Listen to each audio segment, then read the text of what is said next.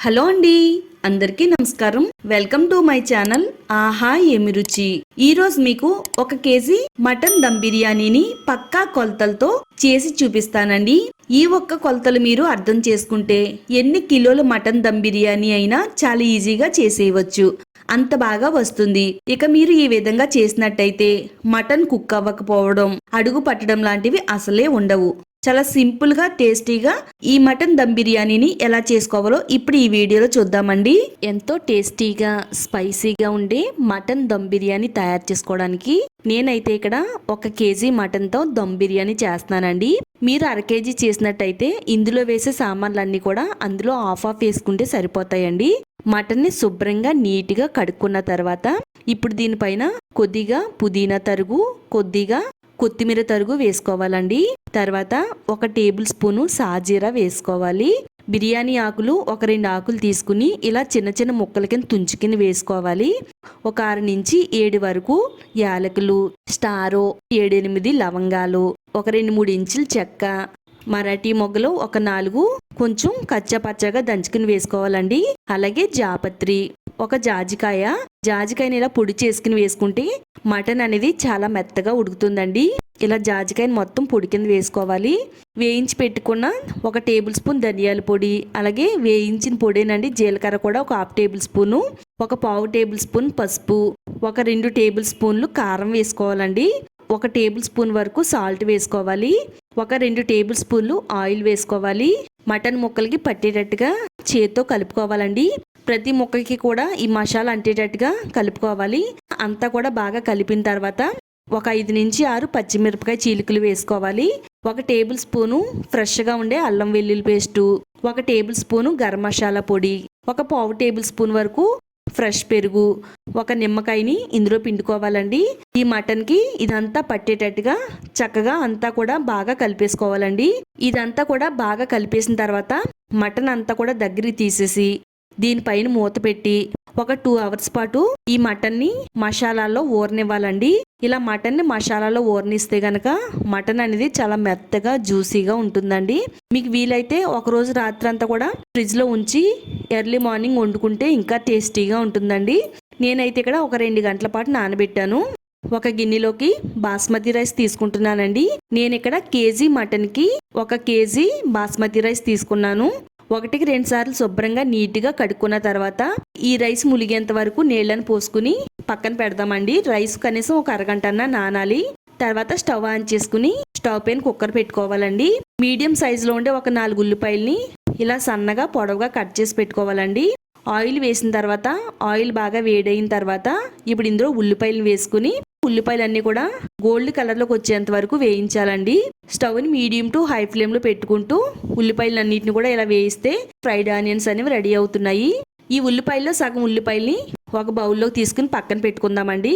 మిగతా ఉల్లిపాయల్ని ఆయిల్లోనే ఉంచేద్దాము. 2 గంటల పాటు ఊరబెట్టిన మటన్ని ఇందులో వేసేద్దామండి. మటన్ అంతా కూడా ఇందులో వేసేసి ఆయిల్లో కలిసేటట్టుగా గరిటతో బాగా కలుపుకోవాలండి. కనీసం ఒక 4-5 నిమిషాల పాటు స్టవ్ని మీడియం ఫ్లేమ్లో పెట్టుకుని మటన్ అయితే ఇలా ఉడకనివ్వాలండి. ఒక 5 నిమిషాలు బాగా ఉడికిన తర్వాత ఆయిల్ అనేది ఈ విధంగా సెపరేట్ అవుతుందండి.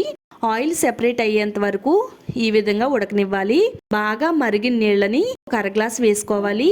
ఒకవేళ మీరు చల్లనీళ్ళు వేస్తే బిరుసుగా అయిపోయి ముక్క అనేది చాలా గట్టిగా ఉంటుందండి. మరుగుతున్న నీళ్ళని పోసుకుంటే మరింత మెత్తగా ఉంటుందండి. ఒకసారి అంతా బాగా కలిపేసుకుని ఒక 5 విజిల్స్ వచ్చేంత వరకు అలా ఉంచాలండి. విజిల్స్ వచ్చేలోపు వేరే పొయ్యి పైన కొంచెం వెడల్పుగా ఉండే గిన్నె పెట్టుకోవాలి.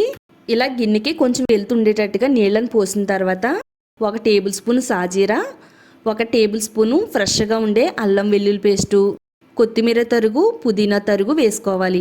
ఒక 5-6 పచ్చిమిర్చి చీలికలు, అలాగే ఓల్ బిర్యానీ సామాన్లు వేసుకోవాలండి. రుచికి సరిపడినంత ఉప్పు కూడా వేసుకోవాలి. ఒక బద్ద నిమ్మరసం పిండుకోవాలి. నిమ్మరసం వేయడం వల్ల రైస్ అంతా కూడా తెల్లగా ముచ్చేలాగా వస్తాయండి. తర్వాత ఇందులో 1 టేబుల్ స్పూన్ ఆయిల్ వేసుకోవాలి.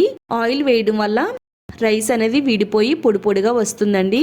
గరిటతో ఒకసారి అంతా బాగా కలిపేసుకుందాము. కనీసం ఒక 10 నిమిషాలైనా కానీ మీడియం ఫ్లేమ్లో పెట్టుకుని వాటర్ని బాగా మరగనివ్వాలి. ఇలా మరగడం వల్ల మసాలా దినుసుల్లో ఉండేవన్నీ కూడా వాటర్లోకి వచ్చి చక్కగా ఆ స్పైసీ అంతా కూడా రైస్కి పడుతుందండి. ఇలా ఒక 10 నిమిషాలు మరిగిన తర్వాత ఒక అరగంట పాటు నానబెట్టుకున్న బాస్మతి రైస్ని వాటర్ లేకుండా ఇందులో వేసేసుకోవాలండి.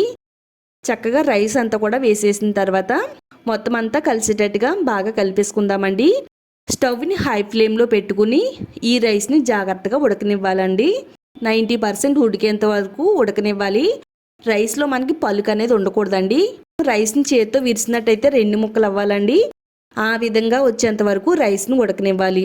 ఈలోపు మనకి ఒక 5 విజిల్స్ అయితే వచ్చేసినాయండి. మనకి 5 విజిల్స్ వస్తే సరిపోతుంది. చక్కగా మటన్ అంతా కూడా బాగా ఉడికి మటన్ ముక్కలన్నీ కూడా చాలా మెత్తగా జ్యూసీగా అయితే అవుతాయండి. ఆవిరంతా పోయిన తర్వాత మూత తీసి బాగా కలిపేసుకోవాలండి. చక్కగా మనకి మటన్ గ్రేవీ అనేది రెడీ అయిపోయింది. ఇప్పుడు 90% ఉడికిన రైస్ని వాటర్ ఏమీ లేకుండా ఇలా జాలి గరిటతో రైస్ని వేసేసుకోవాలండి. సగం రైస్ వేసిన తర్వాత దీనిపైన కొద్దిగా ఫ్రైడ్ ఆనియన్స్, కొద్దిగా కొత్తిమీర, కొద్దిగా గరం మసాలా పొడిని కూడా జల్లుకోవాలండి. ఇలా ఒక లేయర్లాగా వేసిన తర్వాత రెండో లేయర్ రైస్ని మరలా వేసేసుకోవాలండి. రైస్ అంతా కూడా వేసేసిన తర్వాత మరలా దీనిపైన ఫ్రైడ్ ఆనియన్స్ వేసుకోవాలి. ఒక గుప్పెడు ఫ్రైడ్ ఆనియన్స్, కొత్తిమీర తరుగు, పుదీనా తరుగుని వేసేసుకోవాలి. తర్వాత ఇప్పుడు ఇందులోనే ఒక 2 టేబుల్ స్పూన్లు నెయ్యి వేసుకోవాలండి. నెయ్యి ఫ్లేవర్ చాలా బాగుంటుంది. కొద్దిగా గరం మసాలాని పైన జల్లుకోవాలి. ఇప్పుడు దీనిపైన ఇలా ఫాయిల్ పేపర్ పెట్టేసుకోవాలండి, ఆవిరి బయటికి పోకుండా. పేపర్ మొత్తం కవర్ చేసేసిన తర్వాత దీనిపైన మూత పెట్టి మరలా దానిపైన కొంచెం బరువు ఉండేటట్టుగా కిచెన్ రోల్ని పెట్టుకుంటే ఆవిరి అనేది అస్సలు బయటికి పోదండి. స్టవ్ని మీడియం ఫ్లేమ్లో పెట్టుకుని ఒక 5 నిమిషాలు, లో ఫ్లేమ్లో పెట్టుకుని ఒక 5 నిమిషాలు, టోటల్గా 10 నిమిషాల పాటు దమ్ అవనివ్వాలండి. ఒక 10 నిమిషాల తర్వాత స్టవ్ ఆఫ్ చేసేసి ఒక అరగంట పాటు అలా ఉంచాలండి.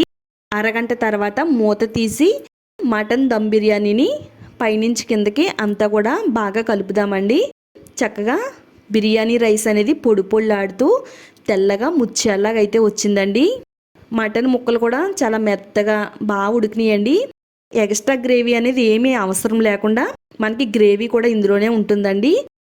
అంతేనండి, గుమ్మగుమ్మలాడే ఎంతో టేస్టీగా ఉండే స్పైసీ మటన్ దమ్ బిర్యానీ అయితే తయారైపోయిందండి. చాలా సింపుల్ ప్రాసెస్ అండి. ఇది వంట రాని వాళ్ళు కూడా చాలా ఈజీగా చేసేస్తారు. ఈ వీడియో చూసిన తర్వాత ఒకసారి మీరు కూడా ఇంట్లో ట్రై చేయండి. టేస్ట్ ఎలా వచ్చిందో ఈ వీడియో కామెంట్స్ బాక్స్లో షేర్ చేయడం మాత్రం అస్సలు మర్చిపోవద్దు. వీడియోని లైక్ చేయండి. ఇలాంటి మరిన్ని టేస్టీ వంటకాల కోసం మన ఛానల్ని తప్పకుండా సబ్స్క్రైబ్ చేసుకోండి.